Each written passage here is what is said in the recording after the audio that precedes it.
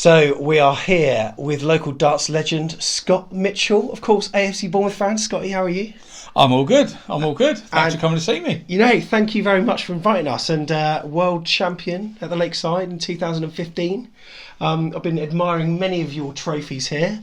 We're going to talk a bit of darts and a little bit of football, mainly AFC Bournemouth, of course. Obviously. So how are things going for you at the moment? I'm really good. I'm trying to make a small transition, which is rather big, from the BDO to the PDC at the moment, which I didn't quite make. So I'm sort of halfway house, so I can play in both. So I've got the best of both worlds for a year, but it makes for a busy year. Yeah, I did come and see you. I chatted to you very briefly once at the Vitality, and that was where you were toying with it at the time. But maybe recent events have perhaps guided you to take the stance you're taking at the moment, because the World Championships this year obviously moved from Lakeside to the Indigo O2. What were your thoughts on it? I love the venue. I played really well there, lost in the semi-finals, and I thought I was going to be a Scotty 2-star at one point. But I really enjoyed the venue, but obviously things were going on behind the scenes that we didn't know about at the time, and they haven't sort of really come out until after, and so everybody's more knowledgeable about the situation than we were. So rather than stand there and moan about it, I've never been one of those to do that. So it's time to try something new, and if one door shuts, another door opens. Someone was saying that the stage is actually a really good, setup, and very similar. It was quite intimate, but obviously your ticket sales weren't as high as they were going to be. But still, on TV at least, it seemed to sort of come across quite well. It did. I think everybody tried their damnedest to get the tickets sold, from the players to the organisers, but we did swap at the last minute. And Lakeside's such an iconic venue. People go to Lakeside because it's Lakeside. So we've all watched it since we were kids and watched the legends play there. So it's a very strange place, and it's a very strange thing to try and get that atmosphere at a new place in 1 year. It's not going to happen. So it was a case of going there, doing the best that you could, and unfortunately the train times didn't work with the game times, and so some people were playing on last with 24 people watching them because the trains had already left and the last train had gone. So everybody's wiser. Hopefully that they can sort that out, but we'll see where we are at the end of the year. Was it also a bit of a problem because obviously at Lakeside people could stay in the area or there, whereas obviously in London it's more expensive, and you'd have people staying for the whole week usually for the World Championships at Frimley Green? Yeah, I think that was part of the problem. I think with Frimley you just turn up, you can park your car up and drive up for the day, and you go in. There's no parking charges. I mean, I was getting charged like 14 quid a day to park at the hotel. You're absolutely right. And what a year to have a run. Yeah. You know what I mean? But it's one of those things. It's just new things and things change. So I'm sure that hopefully it will go well for him, and next year everybody will know a little bit more, and we'll see where it goes. So I'm clued up relatively with darts, but not so much. But you went to Q school, you weren't quite successful with that, but as a result, you can go on the Challenge Tour. Yes, which is the tour, and you're second in the order of merit there. Oh, number one at the moment. Oh, you're number one at the moment. Yeah, I'm number one. So I had the disappointment of going. So I came out of the O2. Yeah. I lost in the semi-final on the Saturday, so we drove home on the Sunday. And then on the Tuesday, I was playing at Q School. On the Thursday, I was playing at Q School. Was that Wigan? Up in Wigan. Yeah. So I'd had 3 days to get over losing, drive myself to Wigan. I think that took its toll on me, but I topped the averages for the whole week.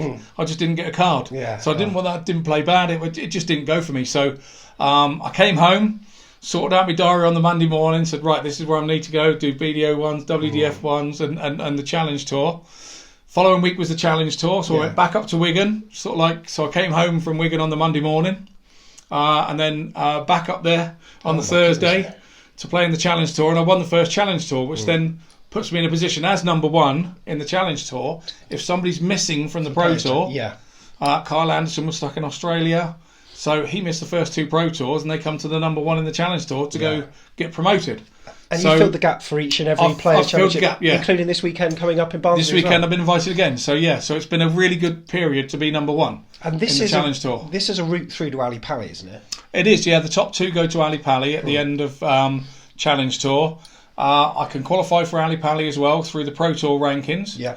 If I go well enough, I'm playing with 128 brilliant guys. It's not just it's mind blowing. It's brutal. It's absolutely brutal. But in the Challenge Tour, there's players such as Andrew Gilding, Kevin Painter. There's decent names in there. You know, there's nowhere to hide. Yeah. And they've got a great system with a scoring system called Darts Connect.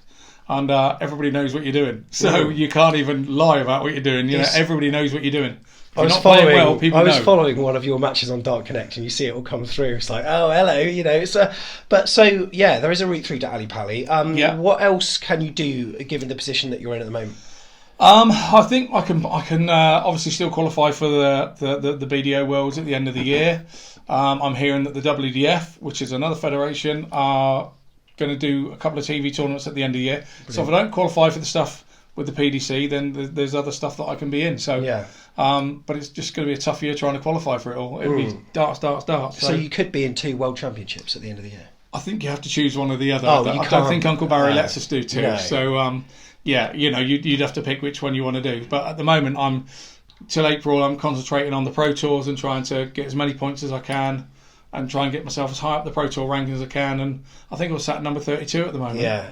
Which is a hell of an achievement, really, for such a short time. I only haven't been over 5 or 6 weeks. Yeah. So, given the issues with prize money with the BDO in the last World Championship, I mean, would it be safe to say that you'd be maybe eking towards the Ali Pali if you had the choice? I probably would, yes. I mean, you don't commit yourself to go to Q School to play the Challenge Tour. I went to Q School to try and get a card and try and get to Ali Pali. So while there's a glimmer of hope of that's obviously going to be the priority. Yeah, brilliant stuff. Well, it sounds like you're doing amazing now. Obviously, you're an AFC Bournemouth fan.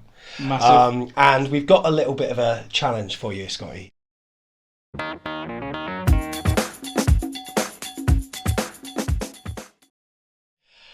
We're going to ask you a series of questions, and you may or may not know the answer. Well, some of them are going to be your own opinions, and there are going to be some that are going to be trivia questions, which if you know the answers to them, fair play. And we're going to ask you to throw that number, if that makes any sense. Okay. I thought of this last night. I was very sleepy. Even if I get a number in my head, I can't guarantee I'm going to hit what you need me to hit, but we'll do my best. I'll do my best. So here we go. This is going to be the first one. Right. If you want to stand at the oche, and I'll ask you this question. So for AFC Bournemouth, we started sort of feeling optimistic about things, and then things soon unravelled pretty quickly. We're teetering in the relegation zone at the moment. Can you throw the number of the position that you think we're going to finish in this season? There you go. Right, you might want to get up to close to the dartboard here then, Steve. So here we go. Where are we going to finish? Please don't go 18, 90 or 20. There we go. That will be enough for me.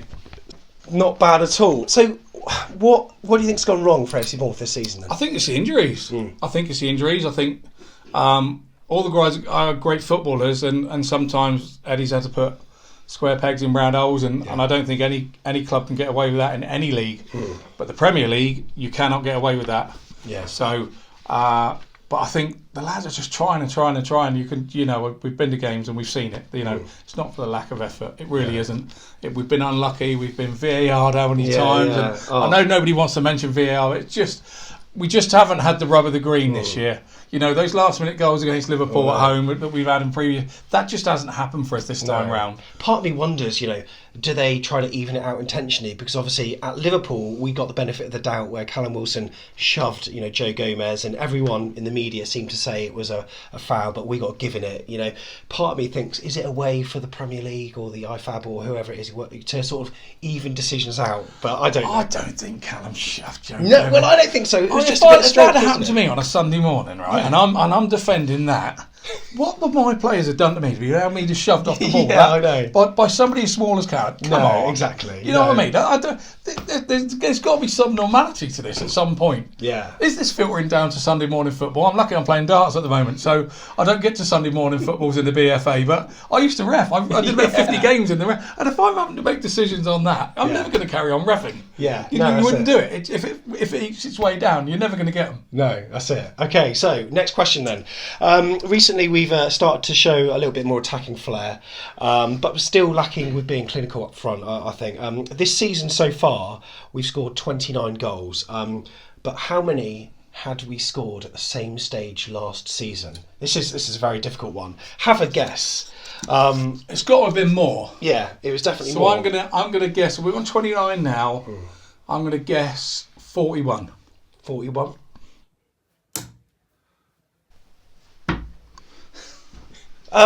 Well, Scott, you've gone for 39. Was that last minute change your mind?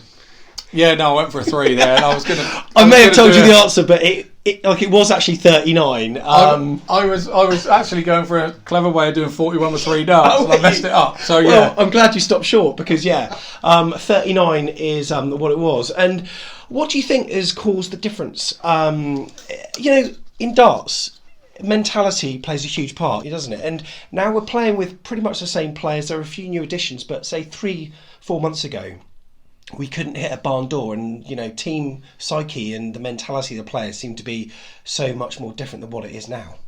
I think with darts, I think football and darts are very similar in that way. You've got to basically better your opponents. If you're the centre back and you're Mark and Jamie Vardy or somebody, you've got a tough day, but you've not got to let them get the better of you. Yeah. And darts is exactly the same. So when they're going 140, 130, you've got to go, that's where you want it today, is it? I'm coming with you. And I think that has to be the mentality of players, surely. You've got to win. Each player's got to win his individual battle for the team to win, surely. Yeah. No, agreed. So, I mean, when you're throwing, I know you're trying to focus on hitting the, 121 or 100 or, whatever it is. Are you ever thinking ahead, or are you ever thinking sort of other things? Yeah. I mean, things must get into your head throughout the, whole You can game. do. There are times, periods in the game where somebody does something that can get into your head and put you off or whatever. But I'm thinking like 3 throws out when I'm sat on 307. I want to be out. I want to be out in 9 darts. So I know that I need a 100, 100 and 107 shot out, or a 180, and make life easy for yourself. So you're kind of concentrating on yourself rather than the other player. Because once you start to concentrate on the other player, you've had it. Because all of a sudden you're thinking, he's hitting 140, I've got to hit one, I've got to hit one. You'll never hit one. So, I mean, would playing someone like Gerwyn Price, would he get into your head? Because obviously he's very much all about the reaction. I think the situation gets into your head because of the situation that I've been in. I've not played those players that have been so star-studded on the TV, on TV, or on live stream. So I had the situation, my first ever Pro Tour, I played Michael van Gerwen. Yeah. And I was like, I couldn't believe this. How's this going? I'm thinking he's going to absolutely hammer me. Yeah. And I actually won the first leg hitting a double one. Yeah, wow. The same as I would in my Monday Night League in Wimborne. And I had 2 legs that game, and he beat me 6-2, and I shot a 170. So I shot the highest shot out in that leg. Yeah. And game, and I shot the lowest shot out, and that was the only 2 legs I had. Yeah. Now, you wouldn't have ever thought you'd get away with that. So sometimes you can put a situation in your head and think it's going to be harder than it actually is.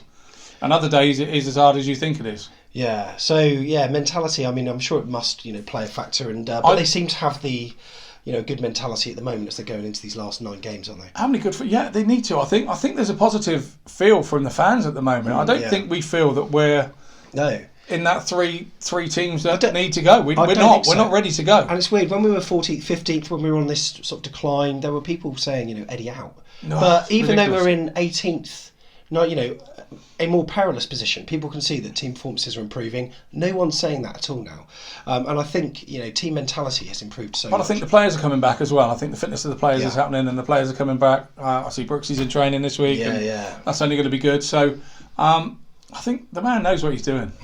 Good. Eddie we trust, and Eddie we trust. Everybody trusts Eddie. Yeah. So it's really good to have a number of players coming back, as you say. But who is your favourite player for AFC Bournemouth? Do you want to throw the squad number of the player that you most like for AFC Bournemouth? The reason being is because I think he's had chances to go, and he's stayed, and he's kept staying, and he's had a few injuries with us, and we've stuck by him too. But it's probably this fella.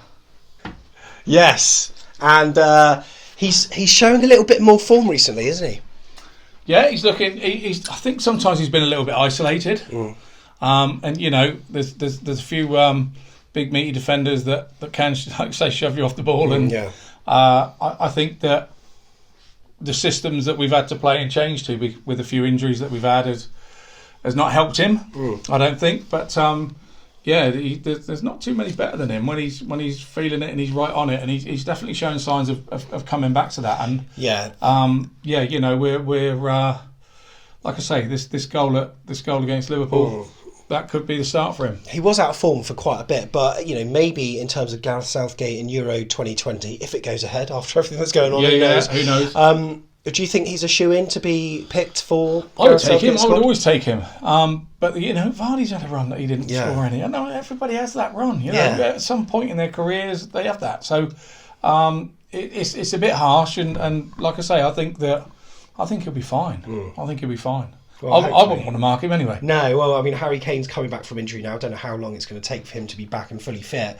Who knows? So that may be more pressure on him. As you say, Vardy's kind of ruled himself out of international football, but I would love to take someone like that as well. But Danny Ings up the road has got a bit of a shout. But yeah, so Callum Wilson, he's your favourite player for AFC Bournemouth. Yeah, mine, I'd go for David Brooks. And it's great to see him, Dan Juma coming back. Yes, definitely. That's going to do wonders for the squad mentality, isn't it, as the season closes? Jefferson works so hard. Oh, amazing. He's just like on the go all the time. You look at it and go, I can't believe where we are. I can't believe where we are. You know, we just haven't had the run. Do you think that we've almost been we've been a team lesser than the sum of our parts over the course of this season? Because individually, I don't know whether we've been lesser. I don't know whether we've over-excelled in years before. Seasons before. That could be the one of the things. You know, like I said, these last-minute goals and last things that have turned 3 points from draws probably sat us in a position maybe sort of 6-8 points higher than we've been. And if we'd have had that this season, we wouldn't be worrying now, would we? No, that's it. So your thoughts on Eddie Howe? I'll ask you about them in a minute. But like Eddie has been back at the club since, I won't say when. He's had a second stint at the club. Obviously, he went to Burnley and then he came back, as the famous song goes. And then he came home. This video is coming out after a certain amount of months of him being back. Do you want to have a prediction of how many months Eddie has been back at AFC Bournemouth? Yeah, so throw your answer. He's working out. He's working it out now, isn't he? If you get it right, fair play. 7 and a bit years. Divide by 12. Here he goes. I think it's quite a few. I'm going to have to hit a treble, I think. Yeah, I think you will, so no pressure here. He's got the treble. 60.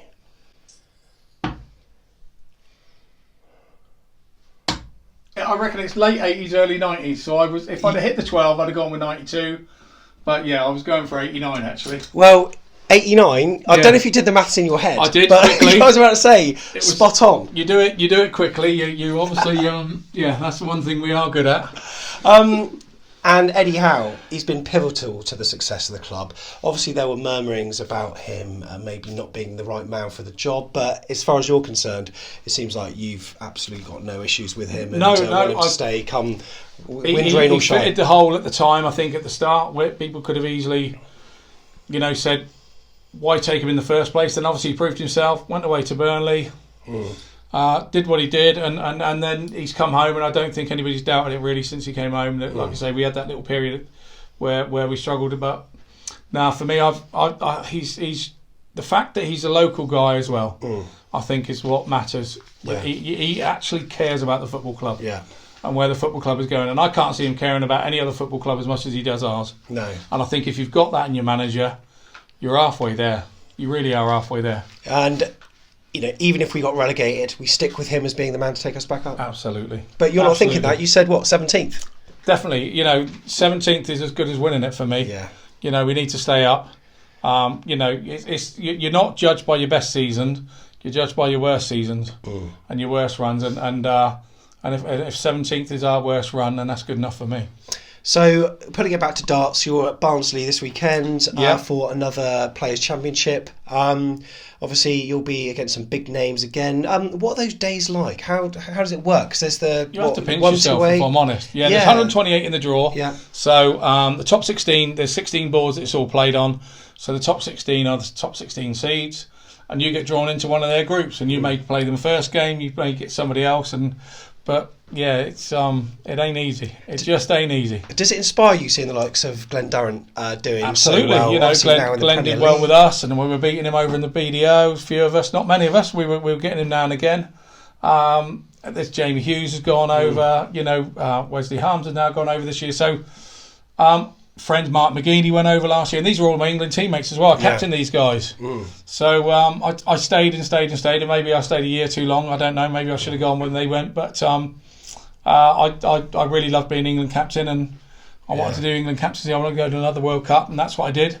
Last October. So the medals come back with you, and when you play well. So there were other factors about it. Wasn't just about the BDO. It was about there were other things that I wanted to achieve with England. I think I've broken into the top 10 all-time capped England dart players, and when you think of the Bristows and the Lows and the Martin Adams, and I'm now right up there with those guys in the top 10. It's kind of mind blowing. And little kid from Branscore. Yeah, well, I'm not little, but you know what I mean. It's to achieve those things with England, it's been amazing, and to be England captain, and that's probably as big an achievement as being a world champion. There's been 27 world champions. There's been 6 England captains. So when you put it in that perspective, financially, it doesn't make you as much money, but for your family and your friends and local people around here to have their fellow Scotty that drives the tractor as England captain, it's a bit mad. Yeah, I mean, it's clear that through the photos that we've seen and the bits and bobs in this room that you've mingled with a lot of darting royalty, but also royalty practically. But you've kept a load of your paraphernalia too. I was looking with cameraman Steve earlier, and I mean, this is like a gold mine. And when I went to the Indiglo, that was my pass for the Indiglo, and I had it on a Bournemouth lanyard. Yeah, everybody else just had a blue or red one. Well, nice to wear that. I can't do that. I've got to have my Bournemouth lanyard. It's like a stroke of luck for me, really. In terms of the sort of darting public who may not know much about the BDO, obviously the PDC is on TV a lot. The BBC have got a tournament, the Champions League of Darts, ITV4 have a load. Obviously Sky Sports have all the rest, including the World Championships. Whereas the BDO, TV coverage has diminished somewhat, and the World Championships is on Eurosport and Quest, is it? Yes. And are there any other tournaments that are actually televised? They're all on those. We've been on Front Runner. We've been on all sorts in the last few years. The BDO was the original. That's where it all started. Ollie Croft started it all and had a vision to turn a pub game into a sport and basically make a local working class fella a hero. And there's 27 of us that have done that. So there's nothing wrong with that. I just think that maybe as time went on and progression and the media changed and the media side, there was a point where everybody came to the BDO. Yeah. Well, then when there was 2, you've got to then do what the other side are doing, and I think we lost our way a little bit, maybe before my time, but. And now I think the PDC have definitely found the way forward, and Sky have found a bed off the back of it, and it's one of the most viewed things on Sky now. I think football's probably the only one that's above it. Yeah, I mean, from what I'm being told. So, we want a piece of that and go over there, and I'd love to be on telly more, but. I want to be the new Jeff Mostyn, you know what I mean? Yeah, that's right, the new Jeff Mostyn. Well, Scott, it's been fantastic to talk to you. Really, really appreciated it. And good luck with everything you're doing in the PDC and also, the BDO stuff as well, the WDF, like everything that you're doing. Great to have a local, darting hero that is, in the media limelight, and fingers crossed. I'd love to see you at Ali Pali because, I just think it seems to be turning into an iconic sporting venue. You see what, the prestige that Fallon Sherrock has got off it. Absolutely. Unbelievable, isn't it? With her win. Who was it she beat? Mensur Suljovic. I mean, that was just... Yeah. Mensur was no mug. He was over there in the top 16. It's, superb, really. Superb. She's a lovable character. Yeah. She just loves life to the full, and I think she's probably more impressed that she's got a blue tick on her Twitter now than she has anything else. So that's how the youth work today, isn't it? Yeah, good stuff. All right then. Well, Scott thinks we're going to finish 17th. We would take that, wouldn't we? Put in the comments below what you think about how AFC Bournemouth season is going to be. I think the home matches are going to be absolutely crucial between now and the end of the season. Hopefully the season is going to complete with everything that's going on. But thanks for watching, and we'll see you in the next video.